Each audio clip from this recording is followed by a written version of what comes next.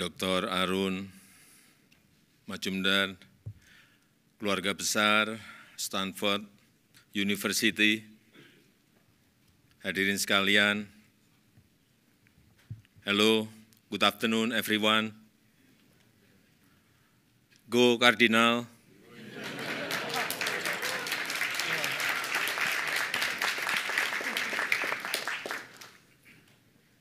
Jadi sebelum ke sini, saya tadi bertanya-tanya terlebih dahulu di Stanford ini jargonnya apa? Dijawab, go Cardinal, Pak. Oke. Lalu saya tanya lagi, what are Stanford identical colors? Dijawab, red shirt. That's why I decided to wear a red tie today. Red.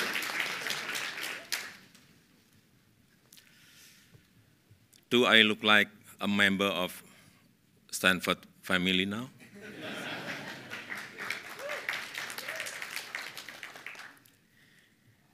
Then you must be curious. Is that important?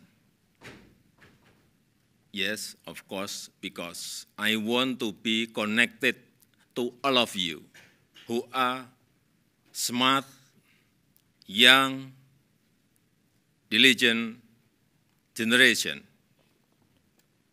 Applause for Stanford University.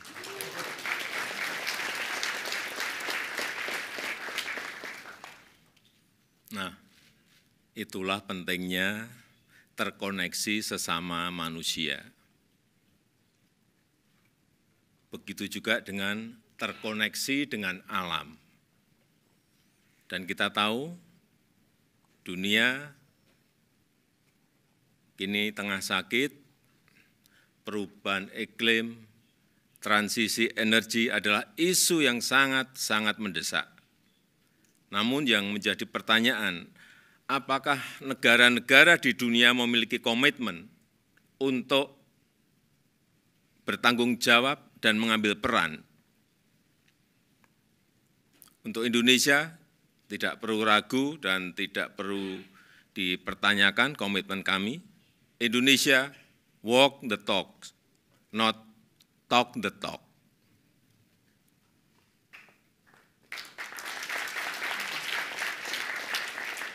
Indonesia telah menurunkan emisi 91,5 juta ton, dan di tahun 2022, supaya Bapak Ibu tahu, laju deforestasi bisa ditekan sampai 104.000 hektar.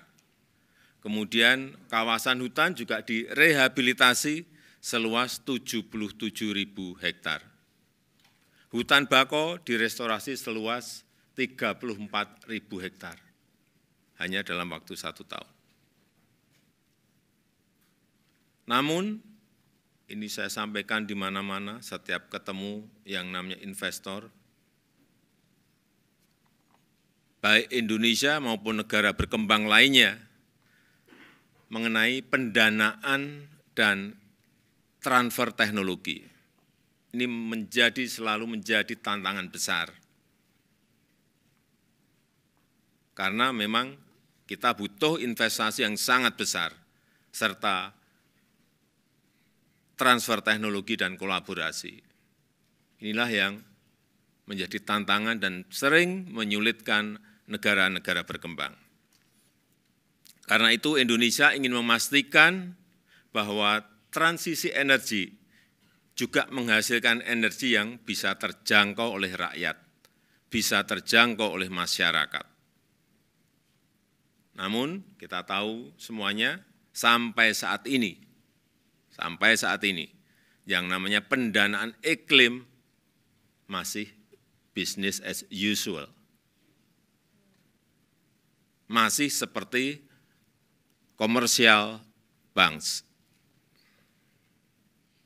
Padahal seharusnya lebih konstruktif, bukan dalam bentuk hutang yang hanya akan menambah beban negara-negara miskin maupun negara-negara berkembang. Padahal sebagai contoh Indonesia, tadi saya mungkin belum menyampaikan yang belum tahu Indonesia. Indonesia itu memiliki 17.000 pulau, memiliki penduduk hampir 300 juta, memiliki 714 suku yang berbeda-beda tradisi dan budayanya, dan memiliki lebih dari 1.300 bahasa daerah. Dan Indonesia memiliki potensi energi hijau yang sangat besar, yang bisa dimanfaatkan untuk kelestarian bumi. Potensinya mencapai 3.600 gigawatt dari energi matahari, air dari sungai, karena kita memiliki 4.400 sungai, kemudian angin, kemudian geotermal, ombak, dan energi bio. Minggu lalu sebelum terbang ke Amerika Serikat, saya terbang ke provinsi di Indonesia yang namanya Jawa Barat. Ini salah satu provinsi yang terpadat di Indonesia, yang memiliki penduduk kurang lebih 48 juta jiwa. Untuk meresmikan pembangkit listrik tenaga surya terapung di waduk yang namanya Cirata. Ini terbesar di Asia Tenggara. Pembangkit listrik tenaga surya yang kita miliki baru saja kita buka dengan kapasitas 192 megawatt. Dan tidak berhenti di situ saja, kita juga akan membangun seperti ini di kota-kota yang lain, termasuk di ibu kota baru Nusantara. Tadi sudah disampaikan oleh Bapak Dekan, Dr. Arun Majumdar, disinggung sedikit mengenai Nusantara. Ya, Nusantara ini adalah ibu kota kami yang baru. Sebuah kota pintar berbasis hutan, 70% areanya hijau, area hutan, dan kita nanti akan menggunakan juga energi hijau dari matahari dan dari hidro, dan supaya saudara-saudara tahu bahwa yang pertama kali kita bangun saat akan membangun ibu kota Nusantara ini adalah membangun Nursery Center, membangun Botanical Center yang berkapasitas 15 juta bibit pohon per tahunnya, 15 juta bibit pohon per tahunnya. Yang itu nanti akan kita tanam setiap tahunnya di ibu kota Nusantara dan di Pulau Kalimantan. Inilah showcase transformasi Indonesia, dan tahun depan Indonesia berencana akan merayakan hari kemerdekaannya di Nusantara untuk menunjukkan bahwa kita telah memiliki ibu kota baru, meskipun mungkin selesainya ibu kota ini baru 15 atau 20 tahun yang akan datang. Saya kira mungkin akan menjadi sebuah ide yang baik, ide yang seru jika mahasiswa Stanford University melakukan studi tour ke Nusantara untuk melihat lebih dekat proses dan progresnya.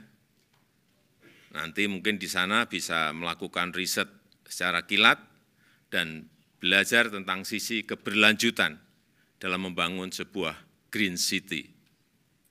Saya ini lulusan kehutanan, jadi jika nanti dibutuhkan saya bisa menjadi guide-nya.